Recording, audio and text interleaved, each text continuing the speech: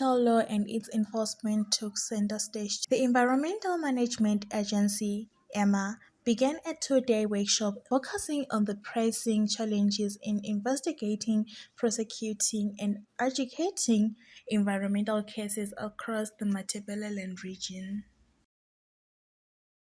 At a local hotel, Forestry Commission Security Officer Constance Sibelo laid out the legal framework governing Zimbabwe's forests.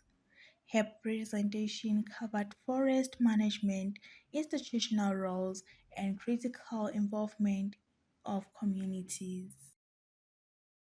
Cutting trees for commercial use, that's timber species. For instance, we have mokwa, we have teak, we have rosewood, we have ironwood, and this is a major challenge that we have. And we have also people cutting timber illegally for agricultural purposes.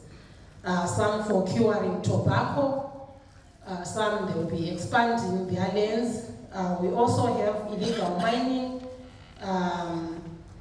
It is also contribution a huge chunk in illegal cutting. Then we have got resettlement expansion. People are building. Where you build, you remove all the trees. No one builds where there are trees. So this is another major challenge that we are assist with as an organization. Then we have charcoal production, which is now widespread all over. We have also illegal encroachment in the protected forest, the gazetted forest areas, where we have people coming in to settle, and some of them coming in for mining, some coming in to farm for agriculture. If you have ever been to Mafungabusi, we assist with people coming in to actually do farming inside the forest areas. Then the issue of grazing is widespread all over. All the communities are getting inside. I'm actually happy that we have some RDCs here. The other challenge that we have is that needs a stakeholder approach is poor land use planning. Because of poor land use planning, you see people getting doing all these activities. Clarity on legal roles was also a key theme. Linda Masuza, a legal officer, provided crucial insight into the distinct mandates of the City Council and EMA, a distinction vital for effective environmental governance. An EMA inspector cannot come to your premise and start talking about the things which are not related to the environment.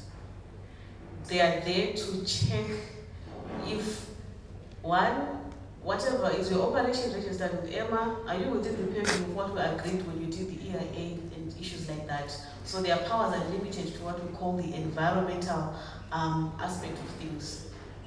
And then if we notice some effluent or some discharge, we then have the power again to take and remove samples to go and see and find out what is it that you are discharging and is it detrimental to the environment.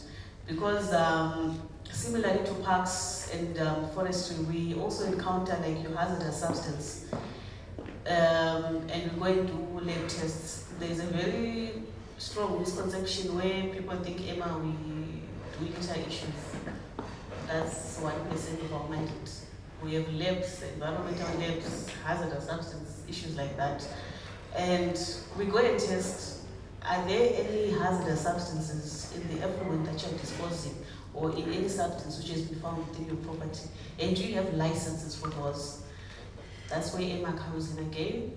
And then we do have also the power to seize any article, vessel, plant, or equipment, and any other thing which is reasonably believed to have been used in the commission of an offense.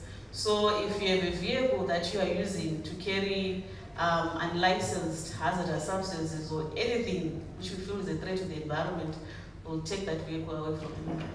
We are also going to take and seize anything which we believe is reasonably connected to the environmental offense.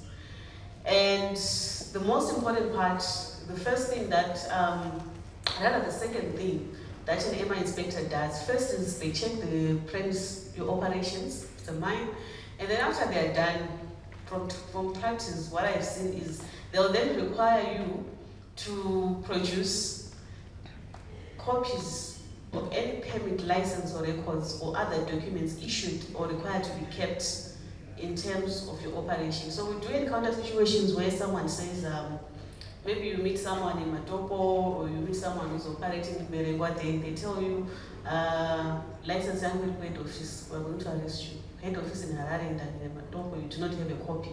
We're going to arrest you for that. So we'll give you, arresting is the wrong word, we're going to give you a fine. Because I said you don't have arresting powers. We're going to give you a fine for that. So it is very important that if we have minors and some of you land developers present, I know you're very powerful people as you're seated there, have your things on site, right? And then an inspector may, if he or she considers that it is necessary to act immediately for the protection of the environment, they may do either or both of the following. Number one, close any premises for a period not exceeding 3 weeks. Serve an order in writing on the order. So EMA has the power to shut down operations. When the inspectors feel, this is too much, this is an emergency. If your plant keeps on operating, we are going to have dire consequences on the environment. They have the power to immediately shut it down. And then going to touch on the common areas of prosecution.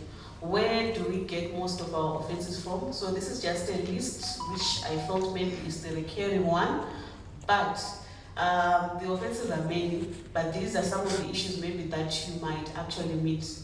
The first one being section 57 on water pollution prohibition, where we do not allow the discharge of any poison or toxic or noxious substance, obstructing matter, pollutants, etc. into the environment, and this will attract a fine not exceeding level 14 or imprisonment.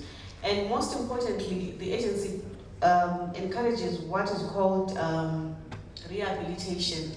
As this workshop continues in its second day, the focus remains on rebuilding stronger, more collaborative systems to safeguard our natural resources. Reporting for Zim GPC News, I am Prominence Kumalo.